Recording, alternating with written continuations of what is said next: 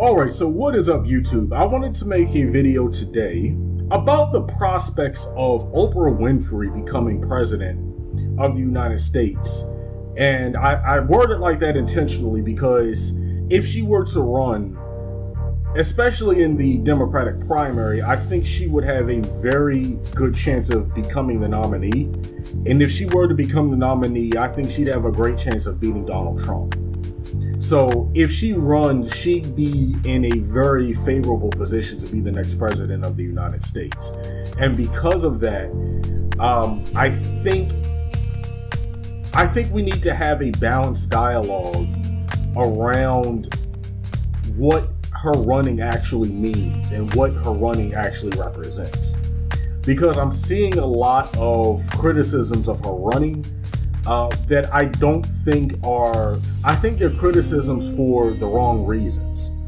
And I do think that there are people supporting her for the wrong reasons, or supporting the idea of her candidacy for the wrong reasons.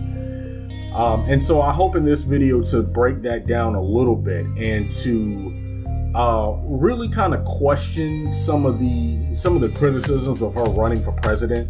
And let me honestly just start out there. Because this is going to be a video of pros and cons. And let me just say first and foremost that I don't really have so much of a dog in this fight. I support the idea of her running, so I think she should run because I believe in democracy and I believe in the democratic process. And I think if she runs and enough people support her and want her to become president of the United States, I don't believe there's anything that should stop her from doing that.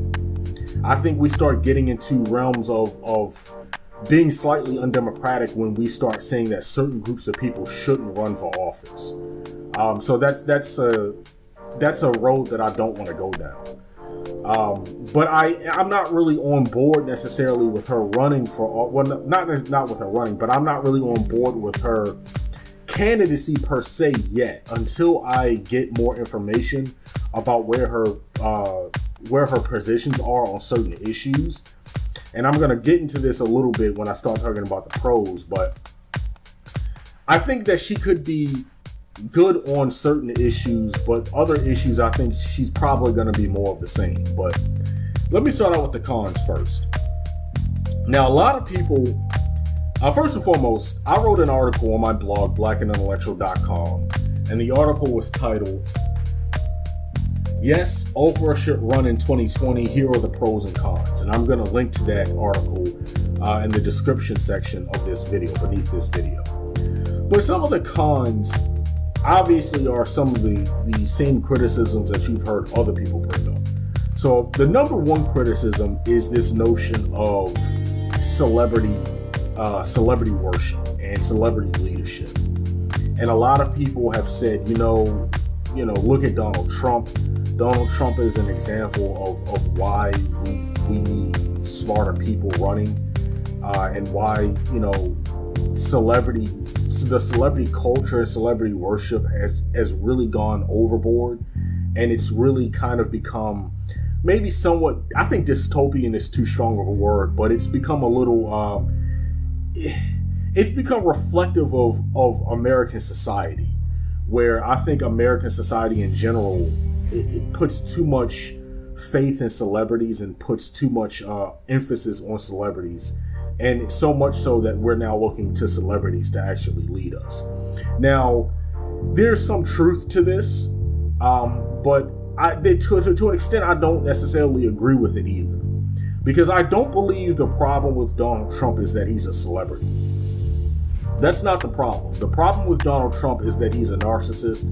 The problem with Donald Trump is that he has surrounded himself with highly, highly problematic individuals like white supremacists and anti-Semitic people and anti-immigrant people. And that's a reflection of Donald Trump and his views himself. So, and also on top of that, Donald Trump is anti-intellectual. He shuns, he shuns science. He shuns climate science. He shuns any type of science that disagrees with him, and he shuns facts. He lives in this alternative universe where the facts are what he believes them to be, not what they really are. which is reflective of his narcissism. There's a lot of jingoistic imperialism, but that's not necessarily a Trump problem. That's a establishment problem in general. But I don't think the problems of Trump have anything to do with him being a celebrity. Quite frankly, I think his former celebrity status has nothing to do with it. The problems with Trump are reflective of Trump's character. And you have a lot of people on the left and obviously people on the right too who don't like to get into character discussions. They like to purely just stick to policy, but this is why that's not a good idea, because character is reflective of the type of leader a person is going to be, obviously. So you can't ignore character flaws. And Trump has a lot of character flaws that are independent of his celebrity status.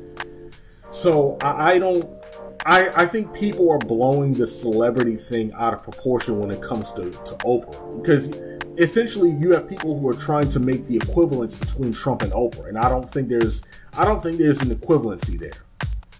But then two, you can look at all of the other celebrities and entertainers who have left that lifestyle and pursued politics. Now, most of them really all of them that I can think of, haven't gone directly from the entertainment world to running for president. And there might have been people who have attempted to do that in the past, but for the most part, you haven't had someone in the position of Oprah Winfrey, who has been in as prime of a position as she's in, to not only run, but actually have a legitimate chance of winning. That is different. We haven't had someone with the celebrity status of an Oprah run for as high of an office as she's being predicted to run. And that's another thing. We don't even know if she's going to run or not. I mean, she might not even end up running. So all of this talk about Oprah 2020 might end up being for nothing at the end of the day. But when you look at some of the other people, some of the other entertainers who have left that lifestyle, you have Arnold Schwarzenegger, and all of them aren't liberals and progressives either. Most of them actually are Republicans and are conservatives. There's a whole history of conservative entertainers leaving that lifestyle and running for office. Like I said, Arnold Schwarzenegger ran for governor and won, and he even got reelected. You have other people like Jesse Ventura. Now, I think Jesse Ventura, I think he ran as an independent. I don't think he was a Republican. I think he was an independent. But if I'm not mistaken, he was a conservative leaning independent. I could be wrong on that. But Jesse Ventura became governor of, I want to say, Minnesota. The big name that you will hear about the most is Ronald Reagan. Now, of course, he was governor of California first before becoming president. He didn't go directly from Hollywood to the presidency. He became governor first. And that's not what Oprah's trying to do. Oprah's not trying to run for governor of a state first. She's going directly for the presidency. And I think that's the problem that people have. But honestly, I think people would still be on this celebrity attacking the idea of celebrities running for anything, even if she were running for a governor. Let's say Oprah was lining up to run for governor of some sort of state somewhere in 2020. I think we would still be hearing a lot of the same criticisms, because I think the problem that people have is people are applying different metrics to Oprah that they don't apply or haven't applied to other entertainers in the past. I don't know if it's because of her status. I don't know if it's because of her wealth. It might be a combination of both. But let's not get into this habit of applying different standards to Oprah because she's Oprah, and saying different things about her that weren't said about any other former entertainers. Of course, people know about Donald Trump and his former celebrity status, but then you have people like Al Franken. Al Franken, he was a comedian before becoming a congressman. Or a senator, I should say. You had a lot of people forgot about this when you had people like Sonny Bono. Sonny Bono was a celebrity, but before becoming a Republican congressman. He was a Republican congressman for one of the many districts in California. So there is already a lengthy history going back at least to the 80s, and if not earlier than that, of celebrities running for various offices. So, let's not pretend this is somehow a new thing. And I'm hearing people use all sorts of words that I think are going too far. So this is one of those cons where I agree. I understand where people are coming from. And I do think there's a legitimate way of criticizing celebrity culture and celebrity worship and celebrity leadership. But let's not pretend this is a new phenomenon either. And this is honestly just a reflection of America as a society. And at the end of the day, it's democratic. We should not make Oprah the face of celebrity politicians. And ignore all the other celebrity politicians that have come before. I think that's a little disingenuous.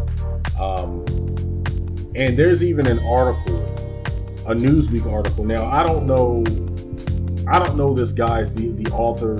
I've never heard of the author before, and I don't know whether this author is a conservative or a liberal or whatever the case may be, but he wrote an article for Newsweek entitled "President Oprah? Why it's a really bad idea." And it's basically, it brings up other people who have been thrown out there potentially who might run for president, other celebrities and well-known people who might one day run for president, like Mark Zuckerberg and some other people. But there's a paragraph in this article that I have a problem with that says, quote, "It's not just celebrities that we should keep out of office. No one without government experience should be running for any federal office. And yet, Americans are clamoring for political outsiders and often make their disdain for Washington elite well known. After all, 75% of Americans believe there is widespread corruption in government."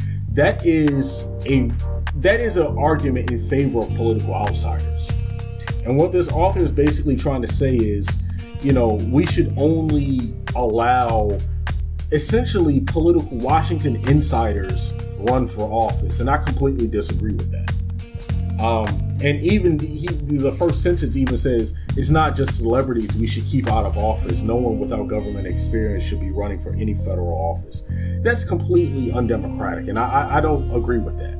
Which is why I said I don't know if this person is a conservative. I don't know what this person's political leanings are. This is the only article he's ever written for Newsweek, and even when you pump his name into Google, there's not a whole lot that comes up. So I don't really know what this guy's agenda is in writing this article. But we should not take this discussion so far to where we're saying that we should prevent a certain group of people from running for office. That's a bridge too far, in my opinion.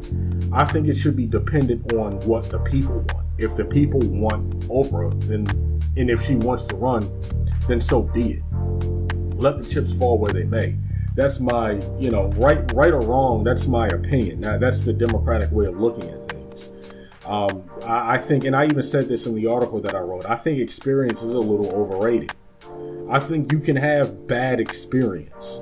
Like, you can have the wrong type of experience. So there's an argument to be made that if you spend too much time in Washington, that makes you sort of an animal of the system where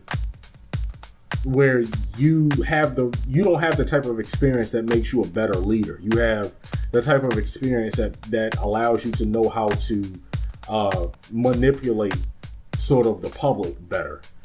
And so I do worry about Oprah's. Here's my thing, and this is one of the cons that I have personally. One of my personal cons is that I don't know if she's ready for the onslaught. Like, I don't know if she's quite aware of the nature. Not that I don't think she's aware of it, but I don't know if she's prepared for the lies that will be spewed about her. I don't know if she's prepared for the insinuations that will be thrown out about her. I don't know if she's prepared for the smear campaigns and the right-wing lie machine and the right-wing propaganda machine that came after Obama head on and printed all sorts of lies about him. I don't know if she's prepared for that. But she has a great source. She's very friendly with the Obamas, so she has the perfect source. It's not like she doesn't have the people to go to who will prepare her for these things. So I do think she has the ability to be prepared. I just don't know if she and her fans mostly, because I like Oprah, but I don't consider myself an Oprah fan, quote unquote. I like her as a person, and I think she's a good person. I think she's well intentioned, but I don't think she's insidious the way most politicians are. I do think that I do sense a genuine side to her, and this is based mostly on her philanthropy more than anything. I feel a little bit more comfortable with her than I do a lot of other politicians, and maybe that's just a bias that I have inside myself. I don't know, but I don't know if her fans are prepared for the things that are going to be said about her. And because she has a huge fan base, and there's going to be an onslaught. There are going to be these low-key racist articles that get written. There will be a very carefully crafted smear campaign against her. And she has to be prepared for that, and her supporters have to be prepared for that. Because a lot of people are not going to want to see her run for various reasons, right or wrong. A lot of people aren't going to want to see her run. And a lot of people are going to write think pieces against her running. And some of these think pieces are going to be genuine. They're going to come from a genuine place. The other think pieces are going to be completely malicious in nature. And it's starting already. I was on Twitter before making this video, and there's a snapshot of the New York Post, an article that was written in the New York Post. And the author is not important. I'm just reading the headline. We already know this is bullshit, just looking at the headline itself. New York Post. Lesbian flings, prostitution and abuse lies. Oprah's hidden life. So it's already starting. Okay, it's already starting. Accusations of her being a lesbian. I don't know where the prostitution comes in. I don't know what the fuck that is. And I haven't read the article, and I don't care to read the article, but people who are supportive of Oprah 2020, the idea of Oprah 2020, need to be mindful of these types of articles that are going to be written over the next year, especially if she's serious about running. Okay, you're going to see a lot of this type of stuff. And so this is another con. So this is now the third con. And I've heard some people say this, and I actually agree with this. A lot of people have said, we don't really deserve Oprah as president. And a lot of people don't want to see her name dragged through the mud.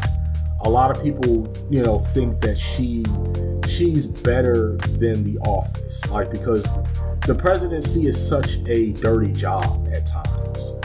And a lot of people are worried about her running for president and having to say things that people disagree with, and people start smearing her because of it. And so it's going to be the shift from Oprah the celebrity to Oprah the politician, and that's going to be a whole different beast. And a lot of people don't want to see that, because a lot of people want to maintain their image of Oprah the celebrity. A lot of people want to maintain their image of Oprah the philanthropist, Oprah, the person who you can quote and you can view as being sort of like, a conscious leader of sorts. A lot of people don't want to see her become president because of all the BS that comes along with that. And even theoretically, if she were to become president, having a lot of the same problems that Obama had, especially problems in relation to the black community. Now, I want to shift to the pros, because one of the pros I'm going to segue from that notion of, that comparison between Oprah and Obama in relation to the Black community. I want to segue that into the pros. And actually, I think one of the pros of an Oprah presidency is that I think she's more in tune with the Black community. Okay, more so than Clinton and Obama were. Whereas I don't think Clinton was in tune with the Black community at all. I think she was opportunistically using certain rhetoric to get Black votes. I think Clinton would have been a typical Black wow, that was a Freudian slip. A typical politician in relation to the Black community. I think she would have said all the right things on the campaign trail.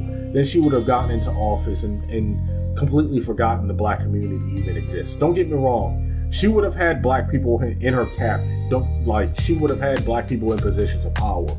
She would have had Black faces in high places, but I don't think she would have been a fundamental. I don't think she would have been a fundamental voice for the community.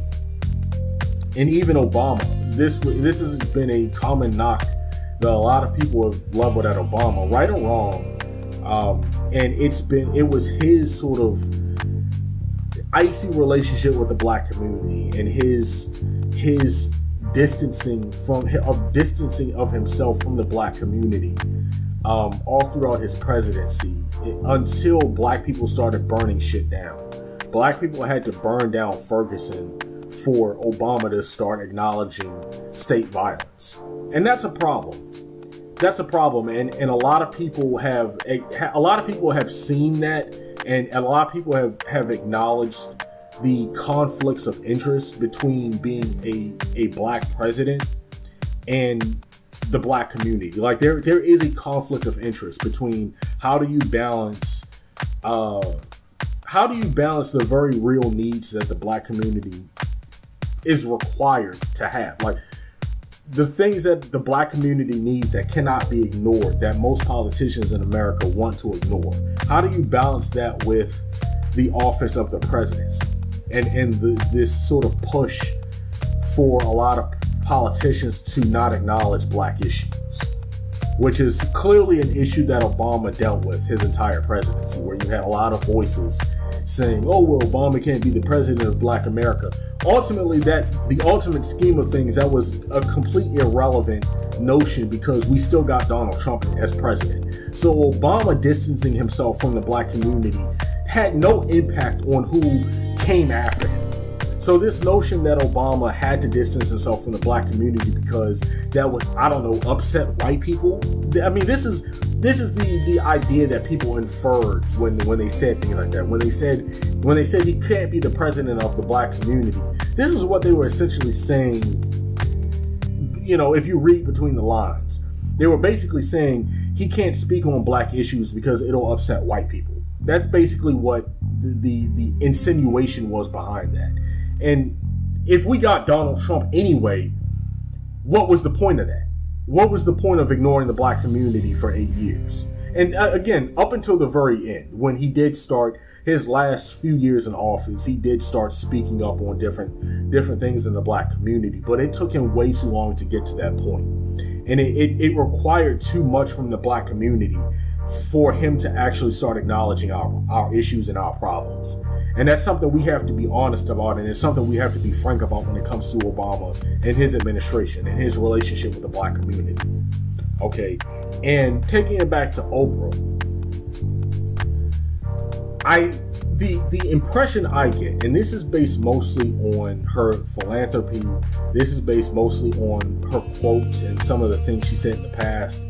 This is based mostly on her support for Ava DuVernay and the 13th documentary, and there's even on Netflix, there's a special. So you have on Netflix, you have the 13th documentary itself, which everybody should watch. Okay, but then you have this special where Oprah sat down with Ava DuVernay and they had a discussion about the documentary. Most people haven't talked about that aspect of most people have talked about the documentary itself, but they haven't actually talked about this special, or a lot of people haven't even seen the special. And everybody should watch that special too. But I think the impression I get is that she's more in tune with the black community on an emotional level. And I could be wrong about this. I could be wrong. I open myself up to be completely wrong and completely be proven wrong if she does decide to run for office and she's more of the same, right? That's just one pro. I think that she could potentially be to the left of Obama and Clinton on some social issues. Now, another pro, and this is probably the most important of them all, is that she'd have a very good chance of winning. And I think this is where I think people who are criticizing, who are just flat out criticizing the idea without adding any sort of nuance and context to the idea of her running for office itself, this is where I think people should probably pump their brakes, because if your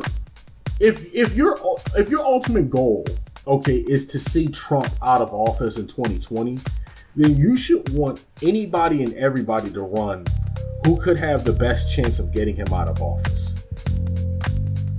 Okay, so because the scenario you're creating opposite that is to say that, okay, I don't like Oprah because she's a celebrity and she has a lot of money, and because people are basically projecting projecting assumptions onto Oprah because of her celebrity status and because of her wealth. There's a slight bit of wealth shaming and money shaming that's going on with Oprah, where people are assuming because she has a lot of wealth and a lot of resources that she's by default going to be bad on certain issues, and we don't know. We don't know what her stance is going to be on Wall Street reform. We don't know what her stance is going to be on healthcare. We don't know what her stance is going to be on a tax code and on climate change and things like that. We don't know. We don't know how progressive or how neoliberal she really is. We would have to find that out over time. But what we shouldn't be doing is assuming she's one way. And this is what I meant when I said at the beginning of the video, where I think some people are criticizing her for the wrong reasons. You know, people are making some of the wrong arguments against the idea of her candidacy. We shouldn't be assuming she's going to be anything, okay, and until we start to hear more about her political positions. So I think one of the pros, ignoring, the fact that I might end up disagreeing with her on policy down the road, I think one of the major pros of her running is that she's going to beat Trump. And ultimately, that's what I want to see in 2020. And if she's the best candidate to do that, then damn it, so be it. Like, I'm not going to allow the idea of her being a celebrity open up the door for a weaker candidate to run purely because they're not a celebrity. So we end up running, and this is what I was saying a second ago about people needing to be careful and understanding about the opposite argument that you're making. If you are anti-Oprah in this regard, anti-Oprah 2020, you're opening the door for a lesser candidate, a weaker candidate to run, okay, who might end up losing. And I'm not saying Oprah won't lose, but Oprah is highly popular, and I do think she has the ability to be more progressive than people are assuming that she might be. And I think that if she's at least moderately progressive, if I don't need somebody to be a super leftist. If there's anything I learned from 2016, it's that we do need to pump the brakes on the purity a little bit. We do need to. Ideally, I would like to see a Democratic socialist run for president. I would like to see ideally someone like a Nina Turner. I might vote for Bernie Sanders if he runs again, but honestly, 2016 soured me to the idea of Bernie's candidacy a little bit. I have to be just completely honest about that. And that has more to do with the Bernie Hillary wars that's been going on online, where there have been things that have been said on both sides that I don't agree with. There have been attacks leveled by Bernie supporters against Hillary's people that I believe have gone too far, and there have been attacks against Bernie people by Hillary's people that I believe have gone too far. I think people on both sides of that debate have said things that they probably shouldn't have said. Okay, and that's kind of soured me to Bernie Sanders altogether. And I voted for Bernie Sanders. Let me just put that out there. I voted for Bernie Sanders in the 2016 primary in North Carolina. Okay, so I was a Bernie-crat. I was a true to the game Bernie-crat. I supported Bernie Sanders, and I wouldn't be against him running in 2020. Okay, but I would like to see a more fleshed out group of people in 2020. And I think Oprah Winfrey could add some flavor to the 2020 race on the Democratic side. I do. It's, considering the fact that the majority of the people running are going to be old white males. Now we're probably going to have Cory Booker. He's probably going to run. Kamala Harris might run, and I would like to see Oprah run. I would like to see Oprah Winfrey run for president. I don't think we lose anything by her running. I think there's more to gain by her running than there is to lose. Especially, like I said a second ago, especially since I think she would be a very strong candidate against Donald Trump. Now, would she be able to handle Trump? That's another question we'd have to ask. One of the problems with Hillary Clinton is that I don't think Hillary Clinton was able to handle Trump. Hillary Clinton got around Trump and she kind of went into a shell a little bit. She kind of clammed up a little bit. And whereas Oprah would have to go a little bit hard. She would have to go hard against Trump. And I don't know if she's capable of doing that. I don't know if she has it in her to do that. But Oprah would have to show a side of herself that we've never seen before, publicly anyway. So it's a question of whether or not she'd be up to do that or not. And I don't know if she is. And if she's not up to it, then honestly, she shouldn't run. If she can't do those things, then she shouldn't run for office. If she can't be a lion, like a true lion for the people, then she shouldn't run for office. But if she feels she can do those things, and if that's genuinely who she has and she has in her to be that person, then why not? If she's going to be the strongest candidate potentially that we might run in 2020, why not? Why? Because she's a celebrity? Like that's not a strong enough reason for me. That might be a strong enough reason for other people, but not for me. If she turns out to be just another neoliberal, let's even look at it like this. Let's say she turns out to be a neoliberal. Let's say she turns out to be just another Obama, another Democrat in the mode of Barack Obama and Hillary Clinton. Okay, that's the worst case scenario. Is that she's just another politician, or not a politician because he's not a politician, but she'd be just another typical Democrat, just another typical elitist establishment Democrat. I still would vote for her over all the other neoliberals. I would still vote for Oprah Winfrey, a neoliberal, over Cory Booker. I would vote for her over Andrew Cuomo. I would vote for her over Joe Biden. I would vote for her over Kamala Harris. Why? Because of the name recognition. This is what people are missing. If it's a choice between Oprah the neoliberal and establishment neoliberals who are career politicians, I'm going to go for Oprah the neoliberal because she is an outsider and because she is popular. That is the most important thing.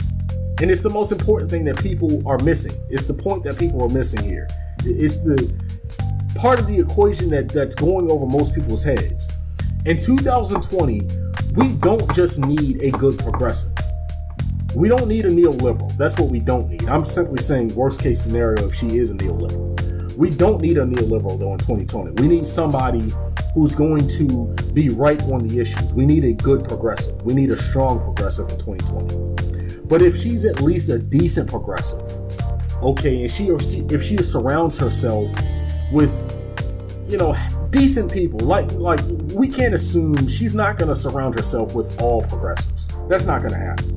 There will be there will be neoliberals that's around her. But if she has some strong progressives around her as well, and that if there's some sort of balance, so if there's some balance in terms of the people she surrounds herself with, she has some strong progressives and maybe mixed in with some neoliberals, and she's a good progressive on certain issues, and maybe to the left of Obama and Clinton on certain issues, maybe not as far to the left as we would want. Okay, definitely not as far to the left as I would want, but she's at least leftist enough. She's progressive enough. Okay, I don't see anything wrong with her running if that's the case. And even in a worst case scenario, if she is a neoliberal, her celebrity status and her popularity in and of itself makes her a better candidate to run against Trump than everybody else. Because she's going to have that celebrity status. She's going to have that household name going for her.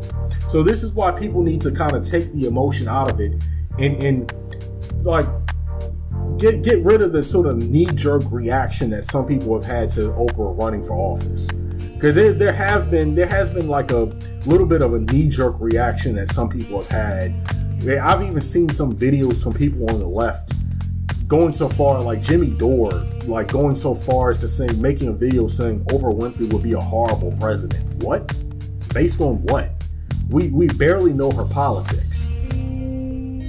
So how can you jump the gun and say she's going to be a horrible president? What is that based on? Like, so there are some people who are having a very knee-jerk reaction to the idea of Oprah running, and I personally think it's because they know how strong of a candidate she would be, and they already have their predetermined favorite that they want to run in 2020 that would be snuffed out potentially if Oprah runs. Because Oprah will suck the air out of the room, and she's going to be a media darling. She's going to be a media favorite. She's going to get wall-to-wall coverage, and a lot of people don't like that. A lot of people don't like the fact that she's going to come in and take all the oxygen out of the room.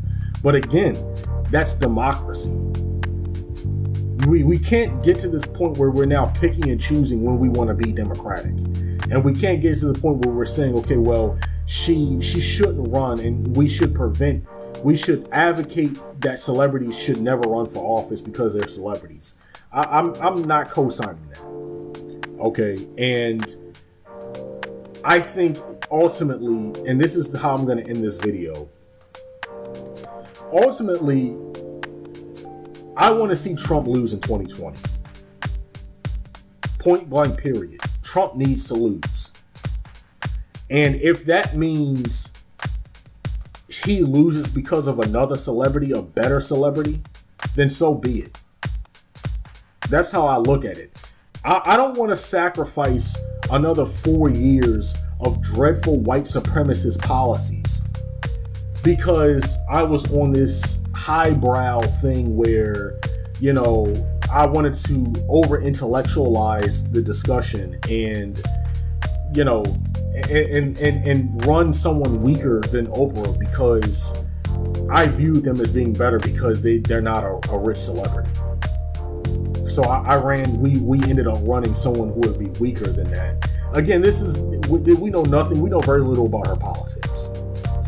You know, but we could end up running someone weaker than her and end up losing because we didn't want to get behind a celebrity. I think people need to be very careful about that. People say it's dangerous to run a celebrity. It's also dangerous to write somebody off before we know what their politics are because they're a celebrity.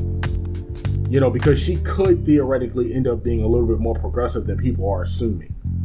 And that's you know, so if that's the case and she ends up being more progressive than people are assuming, then a lot of people are going to look real foolish if she ends up being that person, because what's going to be your excuse at that point? And she might not be progressive. She might be a neoliberal. And actually, I would go so far as to say there's a 50-50 chance she might be a neoliberal. But I do think she's going to be strong on certain issues. I do. And this is just based on her history. This is just based on her history, her philanthropy, and some of the things that we know that she stands for. So that's my opinion. That's my take on Oprah 2020. I think she should run because I think that having her be part of the discussion is a good thing. I don't think it's a bad thing. And I think we should allow the American people to vote who they want to vote for. And if people want to vote for Oprah Winfrey, then people should be allowed to vote for Oprah Winfrey. Because that's how democracies work. So that's all I'm going to say about this. Click the like button, click the subscribe button, click the little bell beneath the video to be alerted every time I post a new video. Check out my blog at www.blackandintellectual.com.